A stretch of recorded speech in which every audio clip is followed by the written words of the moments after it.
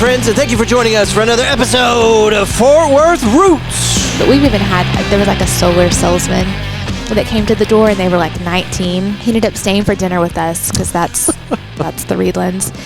And he left to like go home, and my 10-year-old was like, "Oh, I thought he was a foster. I thought he was going to stay with us." We don't get to keep that one, no. I'm like, no. He wants to put gear on our roof. Yeah, I'm like, no, he's like a young adult. Like, he's fine. He has a mom.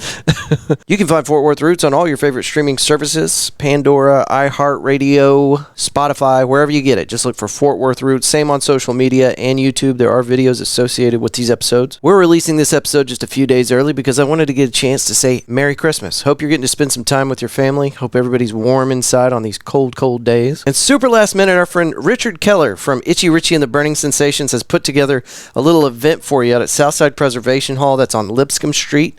It's called A Very Itchy Christmas, and he's got an incredible lineup here. It starts at 5 p.m. with Daryl Sellers, Big Heaven at 6, Itchy Richie and the Burning Sensations at 7, and then Dramatics go on at 8 p.m. This is a great lineup. If you're not familiar with these bands, you can look them up yourself or just come hang out with us. Doors open up at 4, $10 at the door. There's going to be a cash bar, there's a food truck, and lots of fun. Lots of good people going to be there.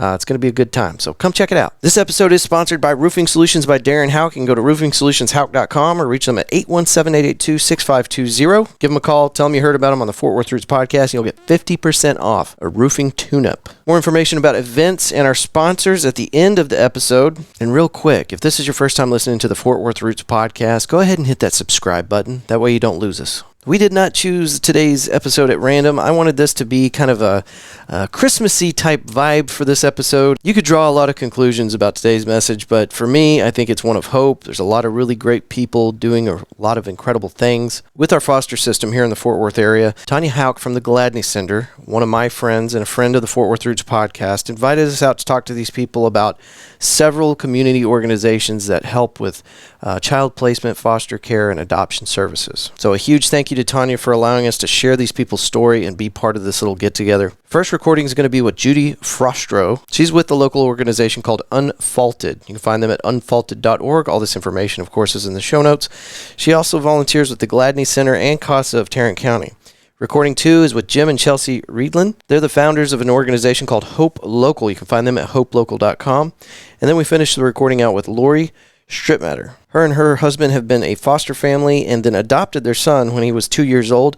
Their family now fosters infants out of the Tarrant County area. There's a lot of insight here into what goes on into the foster care system and the state of where we're at with that. And some of the message today is a little bit bleak, but I really want to lean into the hopeful side of this. And that's why I saved this one for just before Christmas. Big thank you to Judy, Jim, Chelsea, and Lori for being part of the Fort Worth Roots podcast and sharing their stories with us. Some of these subjects aren't probably easy to talk about, but they want to make sure that they get their message heard. So they were happy to come on and share a little bit of their experience with the foster care system. All right, that's enough talking out of me. Thank y'all for being here. And one more time from Fort Worth Roots podcast to you, Merry Christmas. And let's start the show.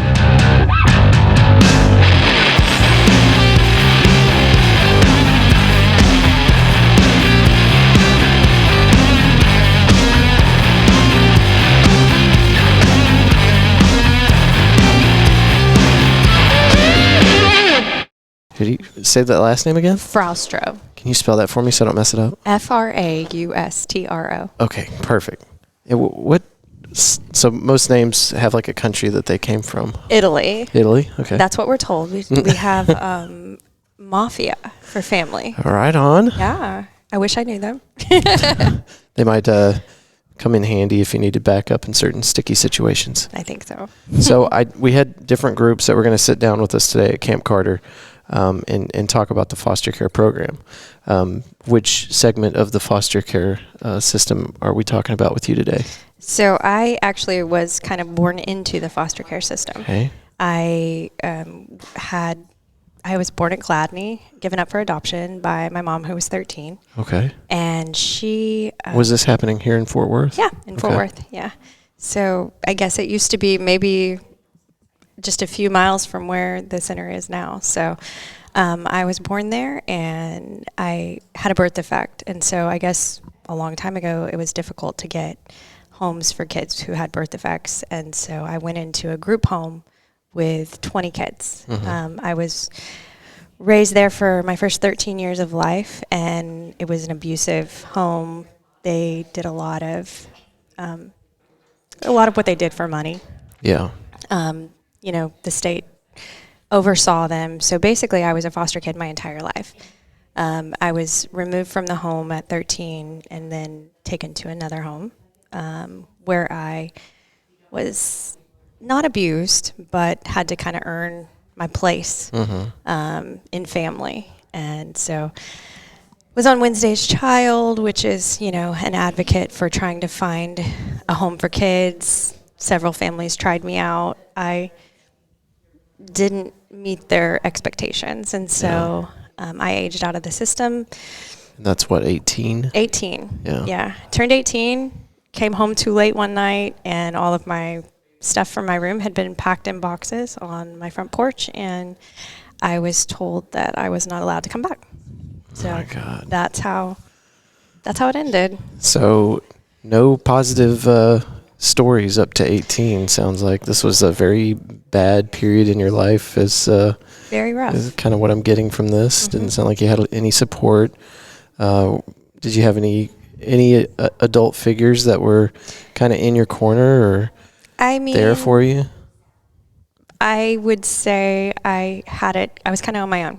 Yeah. I was fighting for myself most of my life until I turned 18, and then I had a boyfriend who I'd known for about 3 months and went off to college. I'm pretty much the statistic. The statistics say, you'll have, I guess it's like, I don't even know, 97% will not graduate college, and then you'll have 75%, I think, who will end up pregnant before they're 21. So I was pregnant at 18.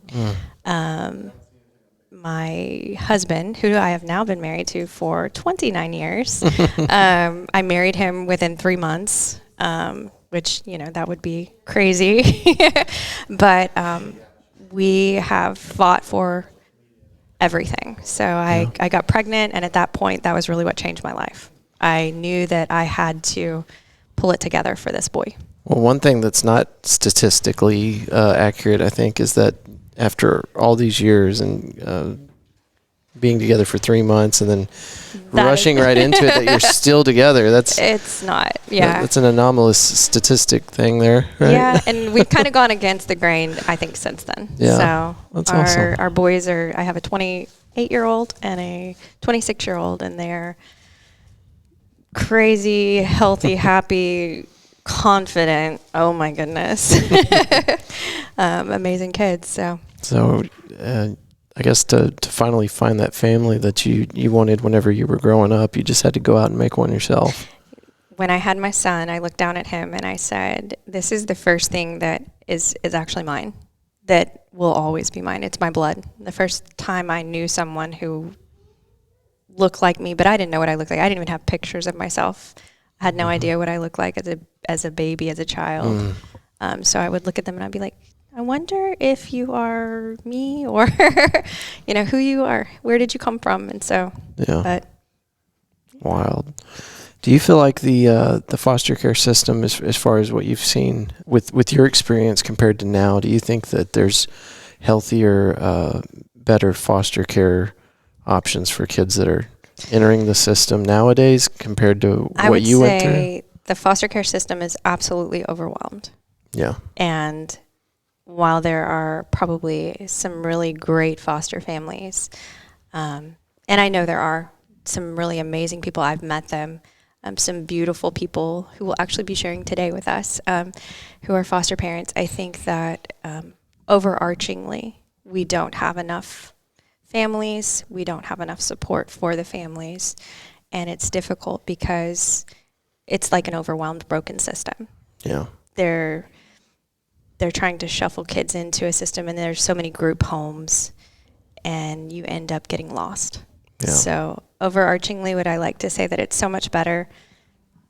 I don't know. I mean, the majority of children in foster care today go through over, I think, 10 homes in their short span of care. So I think foster parents are overwhelmed, and I think it's just difficult. Yeah. There's a lot of different factors that go into that, but yeah. So what can people do to help? What can our community do to pull together and Do you know what I heard? I heard that if one church, one family out of one church in America would adopt one child, there would be no children left in the system. Can you imagine We'd have that? to do some number crunching. That sounds wild, doesn't it? Isn't that wild? But I'm not sure that that's accurate, but what if these super churches that I see popping up all over North Texas, what if they took 2? I know, right? Like, would we even have any? You know what I think is really sad is that we've asked the state of Texas to be the parents. Yeah. And a state was never meant to be a child's parent. Yeah. So as a community, what can the community do? They can step up and help a kid. You would be amazed at the difference. So after 18, I actually started going to church, met some amazing people, and that is actually why I am who I am. They surrounded me, and I kind of grew up from 18 on. And I had a not even a foster parent, but just a father and a mother that kind of surrounded me in my life and helped me to know that I didn't have to fight for family. I didn't have to, they had no reason to be in my life. They weren't paid to be my parents. They weren't paid to be family. And they just stuck around. So we need people. We need people to just love kids, to pour into them. And you don't realize the impact that you can have on a life. Yeah. I think a lot of people short themselves. They think less of what they can actually do in the life of a kid. These people that surrounded me, they didn't do anything special. They didn't buy me cars or buy me a house. You know what I mean? Like, It wasn't some huge They were thing. there. They were just there. Yeah. They were just there. And Which I is think exactly what you needed. that's all I needed. That's all you need. You need community. You need someone who will stand by you and say, I'm not going anywhere. Yeah. Doesn't matter what you do. Doesn't matter how far you push me away. Guess what? I'm still here. I'm still here. Don't make me cry. It's too early for tears.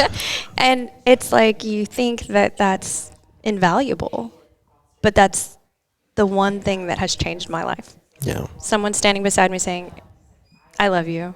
It doesn't matter how perfect you are, how imperfect you are. I love you. Yeah. So That's great. yeah. Well, I'm glad there's a happy ending to that story because it started off pretty bleak. It's a little rough.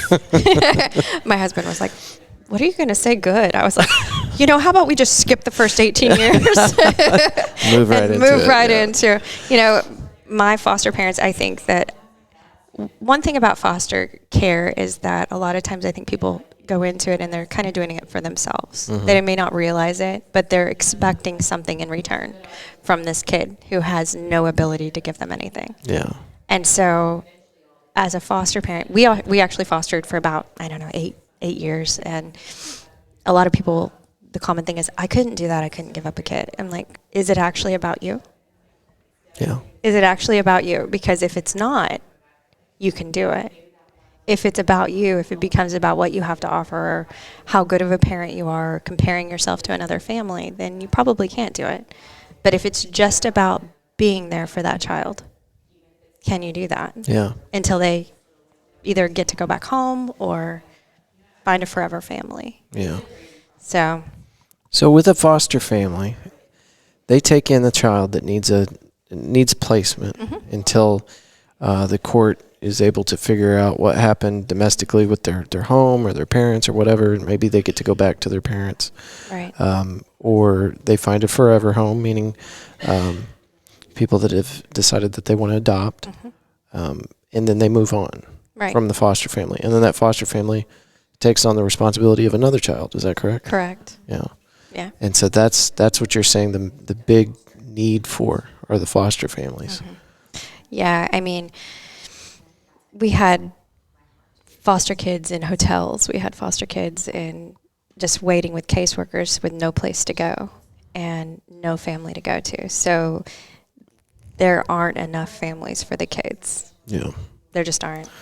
And do you do a lot of work with Gladney now? I help with Gladney. I'm also with an organization called Unfaulted, which is helping aged out foster youth. Okay. So we are looking at maybe being able to potentially help more with Gladney in their home that they have for foster girls. Okay. And so I'm kind of all about that aged out life. Yeah. There's so little support Right. in the system, and there's even less when you're aging out. A lot of, you're 18. You're we did done. our part. We did our part. Good luck. Thanks. Have a great life. You're not a kid anymore. Yeah. And it's like, I mean, I was 18, pregnant, and alone. And the person that I knew in my life the longest was my husband of 3 months. Yeah. And my son. Yeah. I had no cousins, aunts, uncles, anyone. No mom, no dad, no influence. It was like starting over. Yeah. So every time you go to a new home, you lose everything you have. And you're in a new setting, a new environment, a new family, and you have to adjust to that. And the expectation is that you will be good. I mean, because that's what the goal is, right? Yeah. I want a good kid. I want a good kid. Yeah. I mean, we want to be good, but We're kids. we're kids. And we're hurt. Yeah. And we don't know how to be good. It's like, Yeah. so. Yeah, I can't even imagine that. I mean, you know, I think anybody that's grown up in a typical nuclear family, it's hard to fathom what that would be like. It's interesting. My kid turned 18, and I was like, I had him young. I'm like, when I turn 40, I'm going to be done. Like, it's over, right? Because that's all I knew. Yeah. I'm like, my son is not gone. They just walk in your house. They take your food. You got to go pick them up when they have a flat tire. I'm like, what? What is this life? Like, how do you, and then I realized, like, I really thought I was grown. Yeah. Because of the expectations that were put on me. I thought that that's what I had to be. And I did. Like, I had to figure out life. No one was going to help me figure it out. I'm like, I was a child, but you don't realize it until you have your own child and you're looking at them going, you will not make it. You want lunch money? What? So what did you do moving on after the marriage, and you have your kid now? Did you go into the workforce? Did you start doing anything like that? So I actually started working. I was never going to leave my children because I was like, I'm going to protect them their whole life. Well, I started working at an organization, a church, volunteering, and they're like, hey, would you like to work here? Didn't interview, just kind of fell into the job and worked there for 18 years. Became the executive church administrator there, kind of just ran the place, and ended up 2020, I decided, well, actually I got really sick because I was trying to prove myself, earn family my whole life. I tried to earn my position in family, and so I just was exhausted, worn out. I had lupus. I was dying, actually. So this was not COVID related? Not COVID related. No, my body was just done. Yeah. My body was done living up to the expectations I put on her. And I was like, I can't do this anymore. Literally, physically, I couldn't do it anymore. And at that point, I was like, what do I want to do? Like, I literally fell into this position. And I think God obviously led me there. But I had never thought, like, what was I created to do? Like, what do I want to do? I never had the opportunity to even think like that. And so my kids are grown. 2020 hits, and I'm like, I don't know that I'll ever get to do what I actually want to do. So I was like, I'm going to find an organization that is helping foster kids. Reach out to Gladney, I look actually for Unfaulted, a group that is reaching aged out foster youth, and there's absolutely nothing. Yeah. Like, I'm like, wait a minute, how did we get here? So Unfaulted was not there? It had just started. Oh, okay. It had just started. And so we were like, is there anything else? Like, finally found them. I did a hashtag aged out on social media is how I found them. Couldn't find anything on Google searching and all of that, but finally found them, and I was like, hey, what's happening over here? Got hooked up with them, got hooked up with Gladney, and I'm like, I just want to. And they're a Fort Worth organization? Oh, that's perfect. Yeah. Okay. Just serving the community, serving girls. So I've talked to Tanya with Gladney, and I've spoken with Jamie Hernandez. I almost forgot his name, with CASA of Tarrant County. Yeah. So, and now that I've got you here, and you're I'm actually a CASA worker too. Are you really? Yeah, Okay, I started okay. doing that in 2020. Awesome. Yeah. So you're all over the place. I am all over the place. I'm like, what can I do? How Well, can I serve? What I'm finding, talking to different organizations that are, they specialize in different areas of it, but taking care of the kids is the main scope That's right. of it. It sounds like these organizations are doing a really good job of kind of helping each other out, communicating and Partnering networking together. and partnering. So do you feel like Unfaulted is kind of part of that team now? Oh, yeah. Yeah? Yeah, they actually are supporting Gladney. They've done a few things for them. I think everybody just wants to help. Yeah. Everybody just wants to give back in some way and be able to help fix this broken system. Yeah. Well, it seems overwhelming because one person couldn't possibly fix the whole thing, couldn't right the ship, but there needs to be, it sounds like, a social change in order to really right that wrong. It's what's broken in family has to be repaired there. Yeah. It really does. And the state can't be family. Yeah, for sure. We have to do it. Without you and me and Unfaulted and Hope Local and everybody doing their part, we won't make it. How do people find information on Unfaulted? www.unfaulted.org. Okay. Yeah. And I'll put that in the show notes. Awesome. Is there any other social media or website information you'd like our listeners to know mean, not. If that works. Yeah. I mean, Hope Local is going to be here. I know they're going to share. They're an amazing organization as well. And Awesome. CASA, Yeah. If you can't do foster care, do something. Right. You don't have to be a foster parent. You don't have to have a kid come into your home, but you can make a difference in a kid's life. Awesome. Yeah. Awesome. Thank you so much for doing this. And, whether it's Unfaulted, CASA, or you just need to sit down and vent. Yeah. Holler at me and we'll do another recording. All right. Sounds Okay. good. Thank you. Thank you. Thank you. Well, thank y'all for doing this with me. So we talked to Judy, and she told us a little bit about Unfaulted. Great organization. Yeah, so good. And we got to hear a little bit of her story. Now, y'all are foster family. Is that correct? Foster family, adoptive family, and we run Respite a nonprofit. family. Yeah, respite family.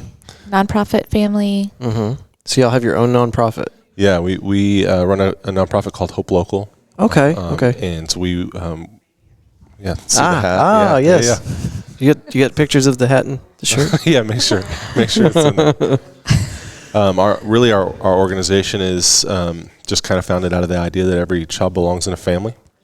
This started for us back in, I think it was 2013, 2014. We were, I worked at a church on the west side of Fort Worth, and out of nowhere, all of a sudden there was just quite a few of our families that were adopting all at the same time. And so there were 7 or 8 different families that were going through that process, and we thought, well, this is great. We should do something about this. And so we began to formalize just some support around those families, recruit some volunteers to wrap around them and love on them and support them while they were stepping into this new journey for their families. And that started to go really well. Our volunteers loved it, and they were kind of getting to exercise their faith in a way that they hadn't before, and they were connected to this whole new thing of child welfare, and the families loved it because they were feeling supported and loved in this kind of big, scary thing in life. And what are you doing for these families? Just getting together and showing support? Or? Yeah, there's a couple of things. Practically, we're bringing meals, we're filling pantries, we're mowing yards or running errands or babysitting or paying for babysitters or doing laundry. The idea is there's 1,000 burdens in our life, just normal things that we've got to take care of. And so we can take some of those off of families so that they can focus on their transition. It's really helpful. And then, of course, we really pray for our families, which is such an underrated thing. We kind of say that in passing, I'm praying for you or whatever, but we don't really believe that it matters. And we do really believe that it matters. And so that started to go really well. We thought, man, this is awesome. This is really fun. And we thought maybe there's some more families that would want to jump into this. And so we started to formalize some recruitment efforts and ask more people if they'd like to foster or adopt, and had lots of families kind of step into that, and so we began to support those families as well, and then we thought, hey, this is awesome, this is so much fun, this is great. Maybe we can do something kind of outside the 4 walls of our church, and we started to advocate for kids that were waiting to be adopted, and we're kind of stepping into this ministry, and somewhere along the way we begin to think, hey, it's kind of weird that we weren't already doing this. Like we kind of got convicted, like why weren't we connected to this? And so we thought, hey, there's probably tons of churches out there that are doing this way better than us. And so we started to look for, other churches that could teach us how to grow in this ministry. And we just had a hard time finding churches that were engaged in this arena in a meaningful way. And so that's really where our organization was born out of. And we came across a stat at that time, which is, it haunts me to this day. And I can't get it out of my brain. And I know stats are kind of hard to work with because they change constantly, right? And you never know if it's accurate. Yeah, these are relatively accurate. I keep track of it all the time, but at the time there was 15 to 17,000 kids in foster care, removed from mom and dad in a temporary placement. 5,000 of those kids or so are waiting to be adopted, meaning they're never going back home to mom and dad. There's no aunts or uncles or grandmas that are available to adopt them. And they're just in the system waiting and hoping that there be a family that would adopt them. Is that nationally? Or? That's in Texas. It's in the state of Texas. Much larger in the U.S. But that seems like a big, crazy number until you hear this one. There's almost 28,000 churches in the state of Texas. And so that revealed to me a major disconnect between a foundational function of the Christian faith and what's happening in our churches in Texas. Yeah. And Judy had mentioned if one church in Texas would sponsor one family or one child, then that would completely alleviate the situation. Totally. Doesn't even really, and of course that doesn't really tell the whole story, but yeah, the numbers really work. This is, obviously we can't eradicate this. There's always going to be, addiction and poverty and people struggling. However, we do have an opportunity to legitimately bring much more health to a very struggling and difficult system if the church would just re-engage with who we're supposed to be from the very beginning. I really appreciate that point that you're making there, because it seems like, now I grew up in Abilene, Texas, which at one time had the most churches per capita record, I guess, in the world. I don't know. It was... Yeah, I've heard that. So we actually met wild. In Abilene. She went to Hardin Simmons. Okay, yeah. So we're familiar with that, yeah. Yeah. But it seems like with all these churches, we shouldn't have homeless. We shouldn't have all these social problems that we have with people that need help and can't get it anywhere. Right. And the numbers that you're telling me, that corresponds with my totally. issue with these mega churches that spend all this money on these beautiful, huge buildings with parking garages and state-of-the-art playgrounds, and we've got guys picking trash out of the dumpsters trying to survive on the streets. Sure. And like I said, I don't think we're ever going to see that end completely, because there's just sin and brokenness and addiction and poverty and those things. Yeah. However, I do think, I don't want to be very critical of the church, because really we know some great stats, like Christians are the most likely to serve the homeless, the most likely to foster, the most likely to adopt, the most likely in all of these situations. However, there is a glaring disconnect between our faith and being engaged in real, tangible ministry in these arenas. Mm-hmm. And so that's the whole point of our organization, is helping churches, first inspire them into this, like help them see what's going on in child welfare and help them make the connection that they can be a part of it and understand theologically what their connection to it is, and then help them build ministries that serve vulnerable kids and families. And so that's what Hope Local is. That is so awesome. That's awesome. Now, I heard you mention laundry. Yes. That's a big part of it, huh? Well, that's one of the things. We have 6 kids. We've had 20. You've got your own laundry. Yeah. We've had 20 come through our house over the past several years. Yeah, 20, wow. We mostly have teenagers, so they do their own laundry because, I want to teach them life skills. Yeah, right. But we have seen families that will take in big sibling groups of, 3, 4, 5, 6-year-olds. Mm-hmm. And that is a huge time suck in your day, just keeping everyone clothed in clean clothes. So when our churches really engage in this, we have trainings called care communities where we kind of teach them this is the way to support foster families. It's like a workshop you put together? Kind of, yes. Yeah. Biological families, because sometimes you just don't know what you don't know. Mm-hmm. And so to be able to say, hey, we're going to come help you with laundry so that you can bond and attach and do therapy and bio visits.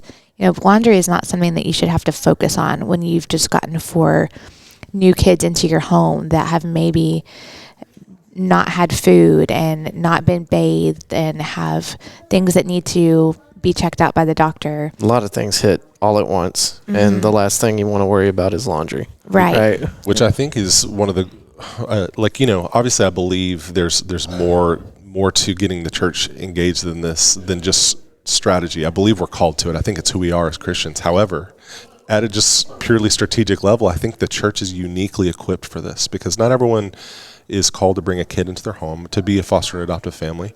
Every church probably has some of those, but everyone can do something. And so anyone can do laundry, or anyone can bring a meal.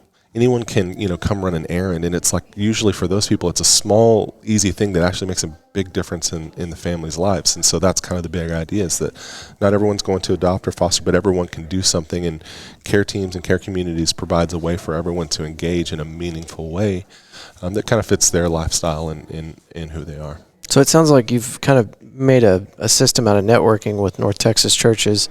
Do y'all have kind of a central location that y'all operate out of, or?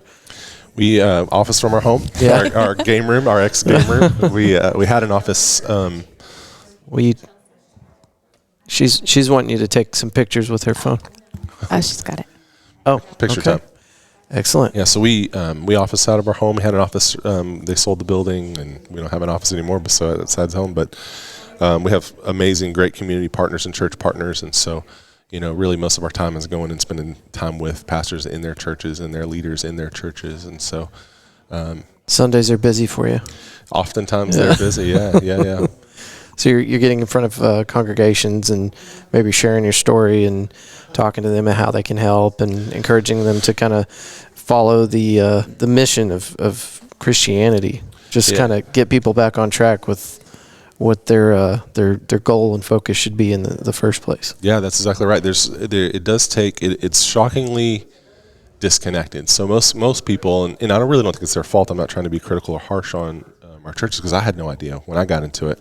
But we really have no idea what's going on in child welfare at large. We really have we don't have any understanding of what trauma is and how that affects kids who've experienced it. Yeah. And so ultimately our goal is that we would connect our pastors and leaders enough where they would bring that to their congregations, because congregations will receive it much more better from them than they will me. Right. But obviously, we have a lot of experience in this arena as adoptive family and a foster family that we can stand in front and share experiences, which is helpful as well.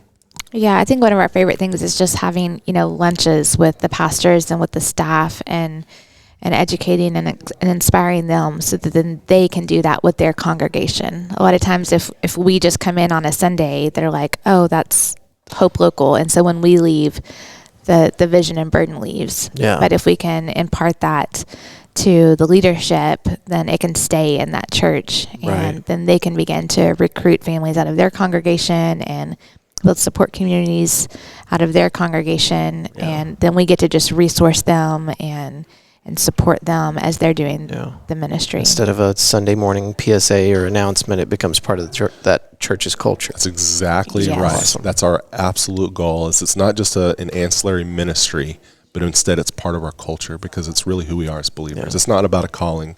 It's our identity. As we become like Christ, that's who Christ was. God talks about it all throughout Scripture. He models it in the gospel, and he commands it of us. And so it needs to be our culture. That's awesome. Yeah, Judy had mentioned, or we had talked about, what do you do? How do you make a big difference? Because it's such a huge problem. How do you correct the course of the ship? But it has to be a social change.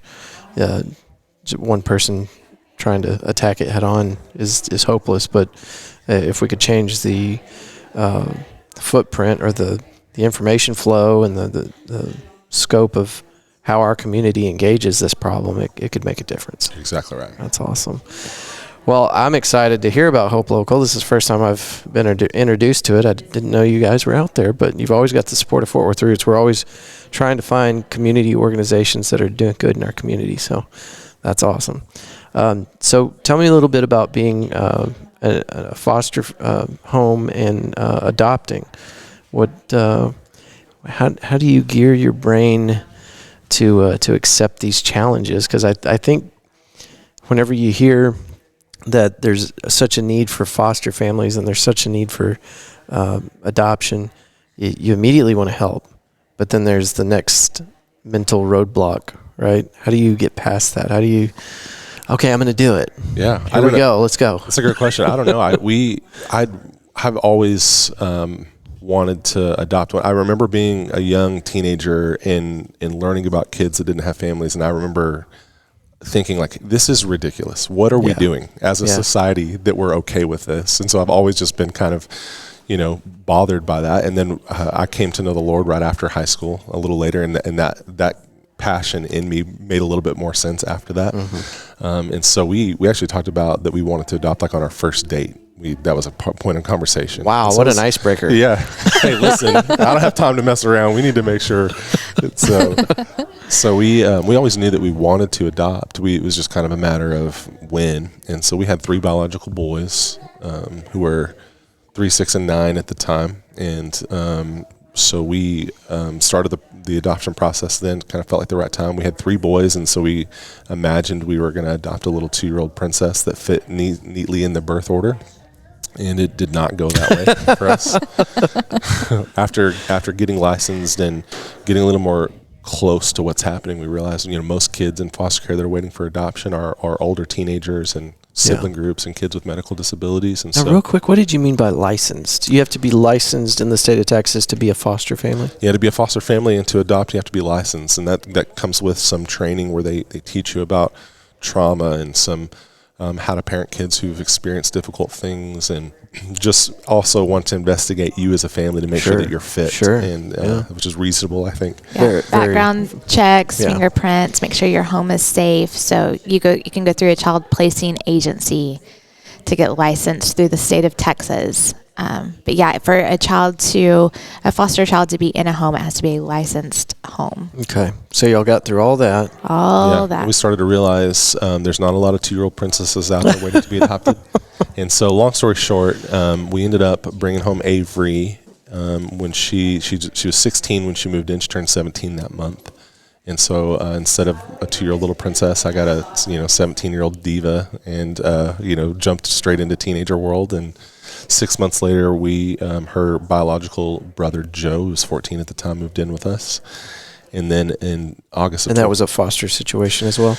Yeah, it's complicated. They had both been previously adopted and put back into foster care. Okay, and so Joe at the time did not want to be adopted because, for obvious reasons, most of the adults in his life had let him down, and he had a difficult time trusting. And so, Avery still wanted to be adopted, and so we adopted Avery. And part of our agreement of bringing her into our family is that we'd keep her connected with Joe. And so we were, having phone calls with Joe once a week, and I would drive to Houston and pick him up and bring him back for the weekends. Oh, wow. So he could hang out with her and whatever. Were you doing that weekly? We did that once a month. Oh, okay. And man, still. Houston, that's 7 hours? It was, I think it was like 5 hours there, 5 hours back. So it was long days, but. Long days, yeah. Because we couldn't do the whole weekend because our biological kids had like soccer games on Saturday mornings. So Mark would take him or come pick him up on Friday and then take him home on Sunday. Yeah. So we did that for a while, and then finally I think he earned enough trust in us that he decided he'd be open to become a part of our family. And so we adopted him 6 months later, and then August of 2020 we finalized our third adoption of Jonah about a week before he turned 18. Wow. And so he's actually a kid that we had been advocating for through Hope Local with one of our partner churches, and it just didn't look like he was going to get adopted. And I cried and said, "Can he come home?" And yeah, the rest is history. Put on the waterworks. Always works. Yeah. So there's tons of there's a major difference between thinking, oh man, I'd really maybe like to do that, and actually stepping into it. It's not a really easy process. It's sometimes confusing and difficult, and then obviously there's tons of difficulties that come with stepping into this world. But it's we always say it's like the hardest, best thing we've ever done. How big is your house? Because it sounds massive. It is.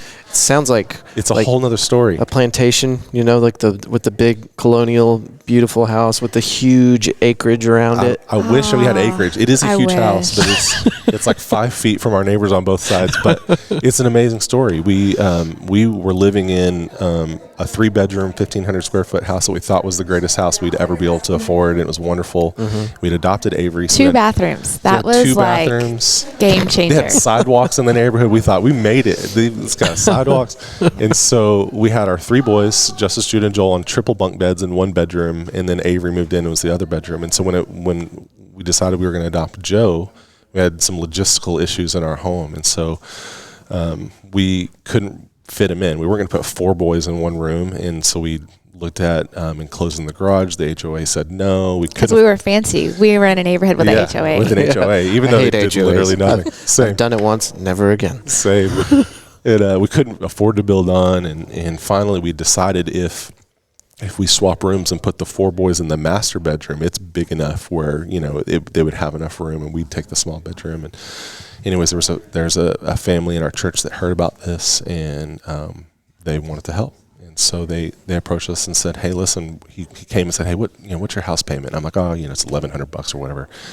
And he said, "Okay, here's what we're going to do. We're going to buy you a bigger house where you can have room for Joe, and you'll just pay us back at your same payment." And so they bought us this massive 6-bedroom, 3,600 square foot home, so all of our kids could have their own rooms. And we had another family come in and they replaced all the flooring and put in a French drain and gutters, and we had electricians come and change the lighting, and it was just this crazy. So awesome.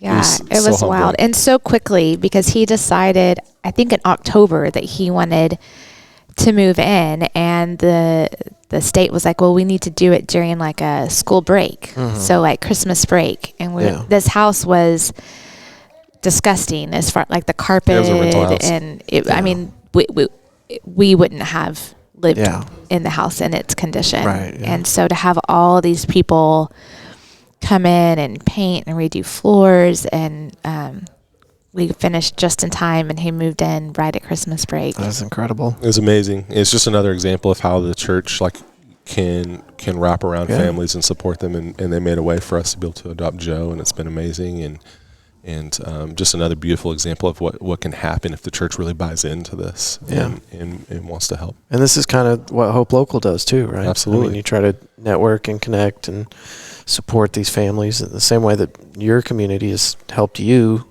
raise all these kids. Yeah, exactly. What we've experienced in terms of support, obviously we've had, there's 1,000 of these stories. We had, people help us get the home. Whenever Joe moved in, he wanted to play baseball and had a family come take us to the academy and buy his glove and his bat, which was like hundreds of dollars. Right. It was crazy expensive. Yeah, ridiculous. And then, we had tough stuff. We had families come and pray with us in the middle of the night and after, tough nights. And we've had, just all sorts of help. And so we want to help equip churches to be able to build that kind of support in their congregations as well, because it's so important.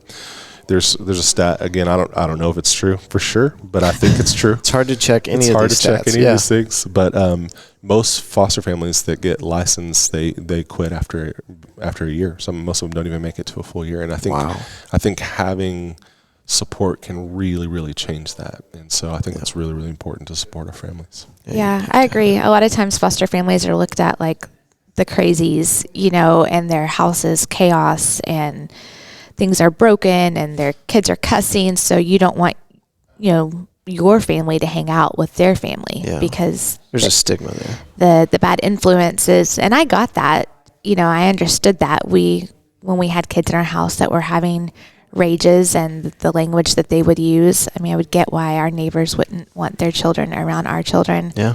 But it's also such an opportunity to disciple our children that we love the unlovable because we are loved. And so if we can really get that culture into our churches, that we don't isolate people that are broken, but we move towards them. I think that is what's going to help foster families be able to continue doing what they're doing on a long-term basis. Yeah. Because not everyone is called or equipped or in a season where they can bring that into their home. Right. But for those of us that do, it really takes a lot of support. I don't know what we would have done without people showing up with pizza, showing up to pray, showing up to help us clean up glass after a big rage, just in those really dark moments, coming to take our biological kids for the weekend, so that we could kind of deal with some issues happening. Yeah. It takes a village. Now, Jonah is your oldest? Our newest. Your newest. Yeah, our newest. Yeah, he's 20. Our two oldest adopted sons are both 20. Who is this here with you today? That's Judah. He's our Judah. 13-year-old. So sorry. They're all J's. Okay. So it's very confusing. Judah, we were thinking he might get on the recording today, but he really needed to get out there and do some fishing. That's all he's been thinking about since he woke up this morning. Came downstairs and he had his fishing poles ready to go. We haven't talked about this yet, and surely I'll get it in the introduction for our audience, but we're out at Camp Carter, the YMCA Camp Carter. I think it's 300 and something acres out here. It's absolutely beautiful. So he knew he'd been out here before, I guess. No, we just knew. Oh, you just knew there was fishing. Yeah, he looks at places on Google Maps to see if there's water there. Oh, so he was ready. He had his fishing pole and. Totally. Yeah, I told him that we were coming out to Camp Carter for Hope Local event that we were helping with OCOK and with Gladney, and he looked it up on maps and was like, "Can I come?" There's water there.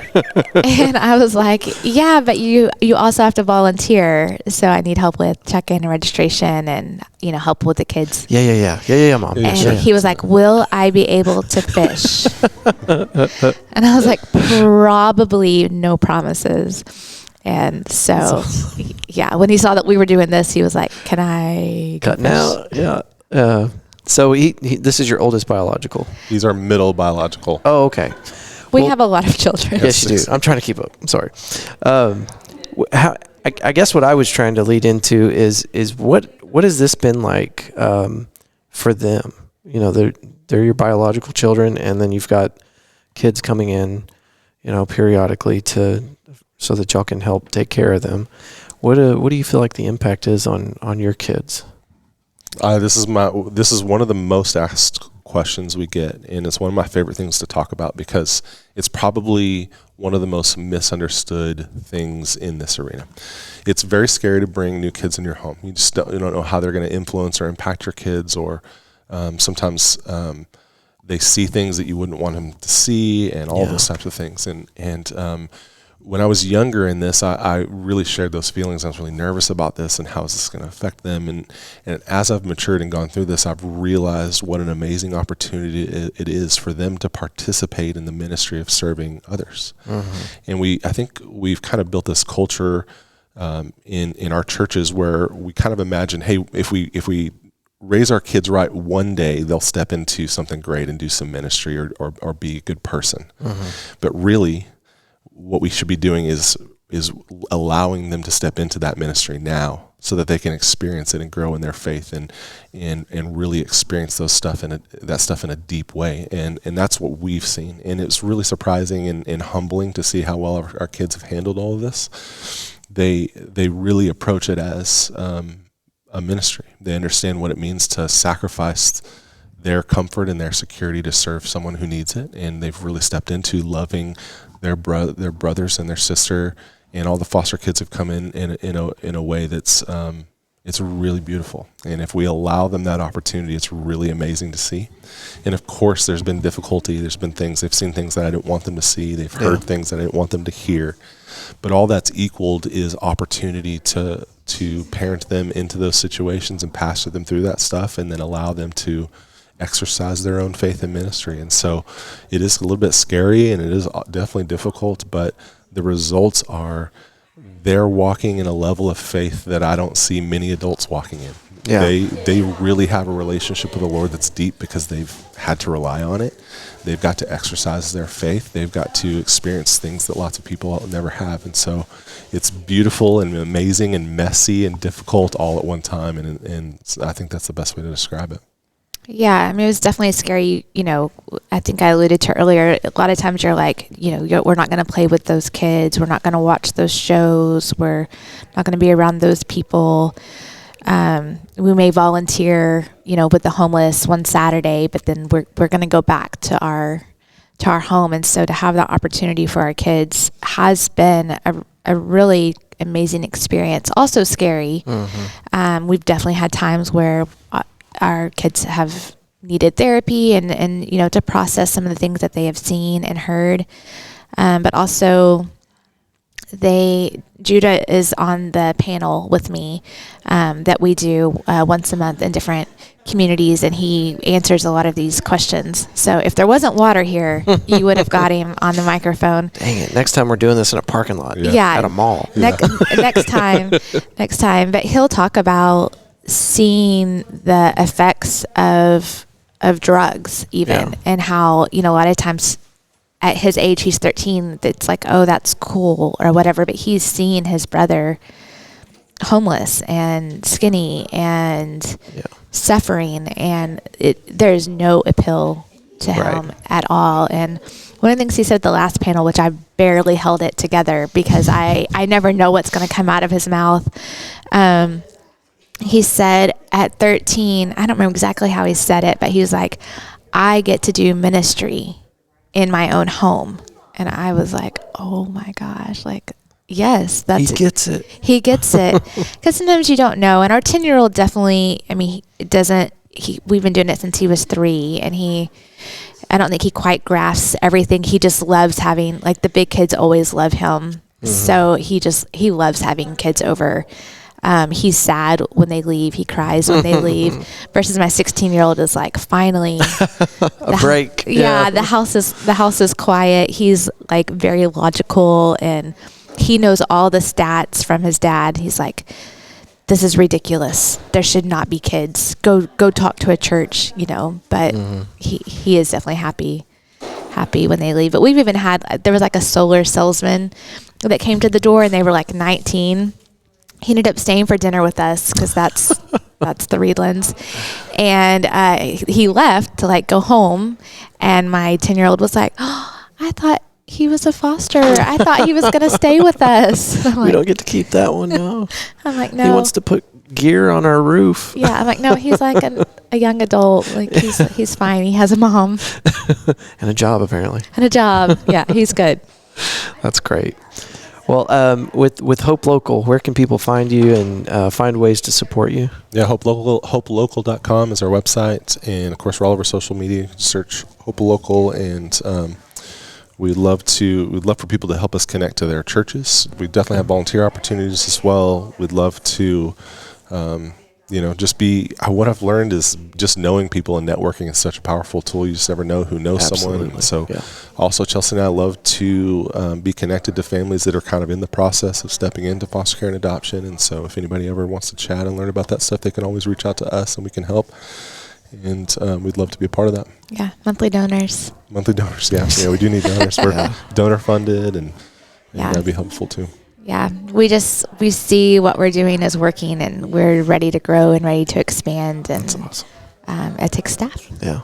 Well, you'll have a few more followers today for your social media for sure. Great. And anytime y'all have something that you need to get out to the public or you'd like to be on the show, let me know. You guys are always welcome on Fort Worth Roots. Thanks so much for having us. Thank you. Absolutely. Thank y'all. All right.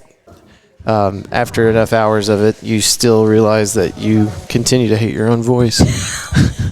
But you get used to the embarrassment of it. So tell me your name again for the recording. All right. My name is Judy Fraustra. All right. And it's this easy. We're already recording. So tell me your name for the recording. Lori Strittmatter. Lori Strittmatter. Okay. And are you on Facebook or any of the social media sites? No, I don't do anything like that. Okay. Can you spell your last name for me? S, T as in Tom, R-I, T-T as in Tom, M-A-T-T as in Tom, E-R. Perfect. That way I don't mess it up. Okay. Is it Lori with an I, right? That's right. Okay. Now, you've been a big player in the foster care system here in Tarrant County for a number of years, is what I think I just heard. Is that correct? Well, my husband and I became dual licensed adoptive foster parents back in 1992, I guess. Mm-hmm. Yeah. And so we did that for a few years, and then we actually adopted our son in 1993. He was 2.5 years old, and that's kind of it. We were going to actually continue doing that, and then we got transferred out of Texas, and so that was kind of the end of that. Okay. Now, what, if you don't mind me asking, what made you and your husband decide that you wanted to be a foster parent? Well, actually, my mother is adopted, and my husband's dad is adopted. So we've always kind of had adoption in our family.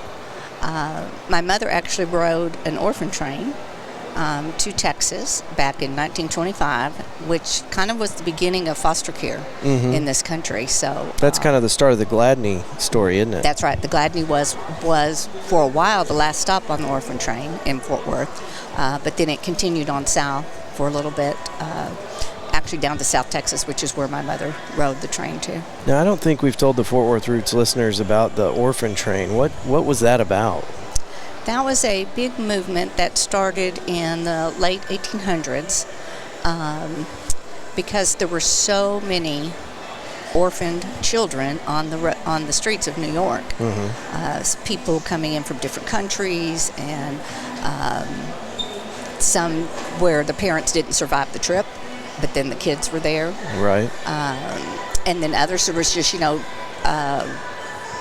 what do you call them, pandemics, epidemic type of things where parents would die, or the mother would die and the dad couldn't take care of them, and so there were a lot of children just running around in the streets. And so there was a man named Charles Loring Brace. He was with the Children's Aid Society, and he got this idea to send the children to basically west, south and west, to other areas of the country where they could maybe use children and give them homes and things like that. My mother actually came through the New York Foundling Hospital, which was a Catholic hospital in New York, that she was left there by her birth mother. This is the story we've been told. Right. So she was left there by her birth mother when she was 18 months old, and then when she was 3, she was put on an orphan train. Now, the Catholic hospital did a little bit different than the Children's Aid Society because they already had a network of churches and pastors. Okay. So they put out a bunch of information and said, pastors, are there people in your parishes that would be willing to take in children? And so when my mother got on the orphan train, she knew exactly where she was going. Whereas other children who were on the orphan train, they would stop at different cities along the way, and the children would get out and stand on the train platform, and people would say, okay, well, I'll take this one or I'll take that one. Or wow. A lot of families were split up that way. A little informal. Yes. Yes. So yes. So we load the children up in New York, and then they work their way down train station by train station, and I guess if they didn't get picked up, they'd get back on the train and try the next town. Exactly. And so Fort Worth was the last chance. It was the last chance for a number of years. Like I said, my mother actually went all the way to South Texas. I don't know exactly when when it started continuing on, but yes. Edna Gladney got started because she would take babies who were left on the train at the end of the road in Fort Worth. How crazy. Would take them in to the home. Yeah, that's wild. Take care of them. So there was a lot of good placements that way, and obviously some that didn't go so well. Yeah. Back in the 1980s, a woman started looking into the orphan train and started the Orphan Train Heritage Society. And they put notices in newspapers all over the country. If you rode an orphan train, contact me. And so my brother saw that, and my mother had ridden the orphan train. So we joined with them, and we would go to reunions where my mother would meet other orphan train riders. Oh, wow.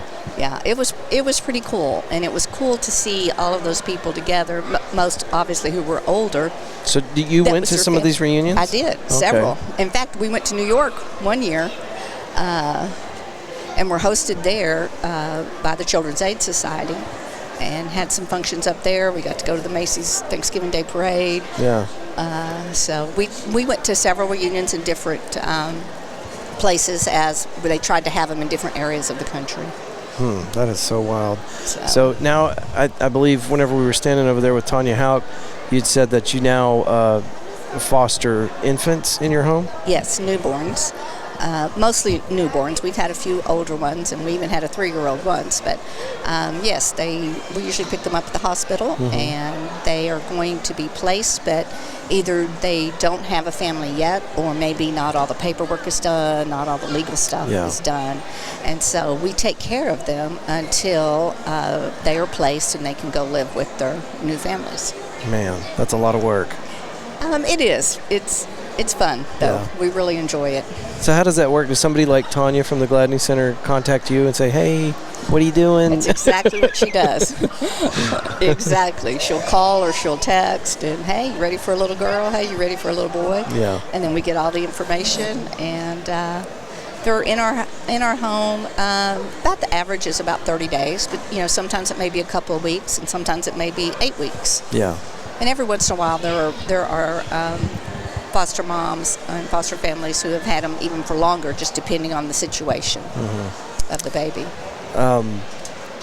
I was sitting down with, I guess, the founder. I'm blanking on his name, of Hope Local. I don't know if you know those folks. It's an organization that primarily tries to support families that are involved in the adoption process here in the Fort Worth, Tarrant County area. Okay. And he was telling me that a pretty staggering statistic, that the number of children that we have in the foster care system here in Texas, if we were able to put one of those children with a family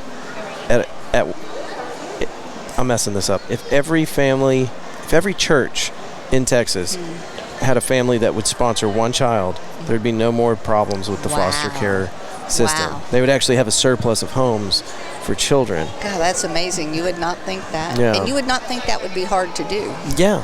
I mean, what's a church for, right? Exactly. Other than to uplift our community, and there's a huge need for that, right? Well, which is basically what the Catholic churches did during the Orphan Train thing, is they would just ask families, hey, will you take another one in? Right. My mother was taken in by a family that already had 12 children. So she was number 13. Wow. And how many children do you usually foster at a time? Just one. Just one, yeah. We've had a couple of times where we've had twins, but I have not been lucky enough to do that.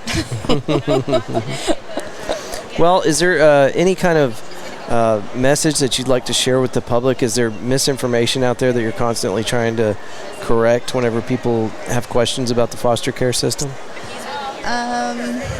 Any kind of point to really drive home? No, I think that in my case, these babies, but children also, when we adopted our 2.5-year-old, it is a lot of work, but you gain so much from it. And even having these babies just for a little while, people ask, how can you let them go? And the act of us handing a baby over to their new parents is amazing. It's so joyous that I don't even feel like I'm losing something. It's not a sense of loss, more of a fulfillment. Yes, that's exactly. excellent. Exactly. Well, awesome. Thank you so much for doing this recording. I don't feel like we had to pull teeth to get you to sit down with us, but we had to coerce you a little bit. Thank you very much. You're welcome. And you work directly with the Gladney Center? Yes, I do. That's excellent. And I guess usually when I sit down with somebody, I'm always trying to promote something for them, but you don't necessarily have anything individually that you'd like to promote, I don't believe, but the Gladney Center as a whole and the organization that you work with? Yes. I think really in this climate now with mothers who find themselves with an unplanned pregnancy, to know that there are options out there, and adoption is a big one of those options. And I think sometimes people don't even consider that.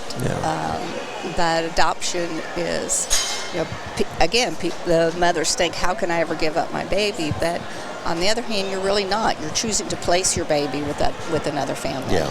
And Tanya made a really good point. At some time ago, we were doing a recording, and she mentioned that there's been opportunities for the mothers to utilize the adoption system to help their babies out, a young mother that maybe is not prepared for this. And she's seen people actually talk the mother out of doing the adoption whenever the mother knew that was probably the best situation. Right. And there shouldn't be shame associated with somebody that has, made the effort to, deliver the baby instead of abortion, but they know that they're not fit maybe to handle that child. And it's okay to seek help. And that's why I was saying that adoption is such a beautiful option. I think so many people look at your only choices are abortion or parent, and that is just not the case. Right. Awesome. Lori, thank you so much. You're quite You got any shopping to do today, right before Christmas? No, probably not. I don't do a lot of shopping on Saturdays in the mall. Yeah, I don't blame you. Although I do have a lot of children and grandchildren, so I have a lot of things to still get done. You're going to do some of that online? Oh, yes. Yeah, that's the way to go. Most definitely.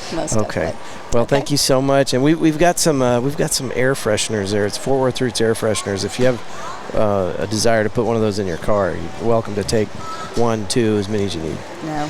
I'm actually allergic to all fragrances. Are you serious? I'm so sorry. Okay. Well, there's stickers then. Okay, stickers I can take. Okay. Thank you, Lori. Okay. Thank you so much. Right. Bye-bye. Another huge thank you to our friends Judy, Jim, Chelsea, Lori. Thank y'all for being a part of the show. There's a lot of information in here that I know that before I sat down with Tanya Houk to talk about the Gladney Center, I didn't know about any of this, and a lot of it would have come to be a surprise to me. So I hope that the listeners learned a little bit today about the foster care system and how much of a need there is in our community for stuff like this. And you don't have to adopt, you don't have to be a foster parent, but you can support these organizations either with your time or monetarily. So we'll have all these links in the show notes for, let me look at this, Unfaulted, the Gladney Center, CASA of Tarrant County, Hope Local, and any more if I can think of anything I'm missing. But anyway, in the show notes, you can find it there. Above all else, Merry Christmas, everybody. Thank you for listening to the Fort Worth Roots podcast, and I hope that you get to spend some time with some family, eat some good food, and just relax. It's cold outside. It's real cold. I know because I was out yesterday putting up these signs for a very itchy Christmas. If you get a chance, come on out. Southside Preservation Hall. There's a video on social media if you want to look at me being an idiot, but I was out there trying to tape these signs to poles yesterday. It was 16 degrees. I could not get the tape to work. Ended up having to start looking for wood poles and using a staple gun. Anyway, I just really felt like I had to tell you that. Southside Preservation Hall on Lipscomb Street. Friday, December 23rd. That's tonight. Doors open at 4. Gonna have Daryl Sellers, Big Heaven, Itchy Richie, and the Burning Sensations, and the Traumatics. I just wanted to release this one early. Get all this information out to you and wish you a Merry Christmas. So, all right. Y'all know the sponsors. Roofing Solutions by Darren Houk. RoofingSolutionsHouk.com, 817-882-6520. Don't take my word for it. Look them up online, whatever services you use, Google or whatever. I don't care where you look them up because you're going to find out that they have the best ratings in town. That's why we like having them as a sponsor. We know you're not going to get mad at us if you use them. Quite the opposite. So, Roofing Solutions by Darren Houk. That's RoofingSolutionsHouk.com and 817-882-6520. Our friends over at Woodpost Metalworks are offering you 10% off. Use podcast 817 at checkout. That's woodpostmetalworks.com. And then Houk Walker Originals. Go to houkwalker.com. Lots of amazing handcrafted items that you can check out on their website. And these people are all local. So whenever you're buying stuff for your company or you're buying stuff for gifts, give these guys a check. Check these guys out. Give these guys a try. You will not be disappointed. Again, that's houkwalker.com. All right. We're done. Springfest 2023, April 22nd. More details to come on that. And that's it. Okay. Thank you so much for listening. Merry Christmas. Be careful.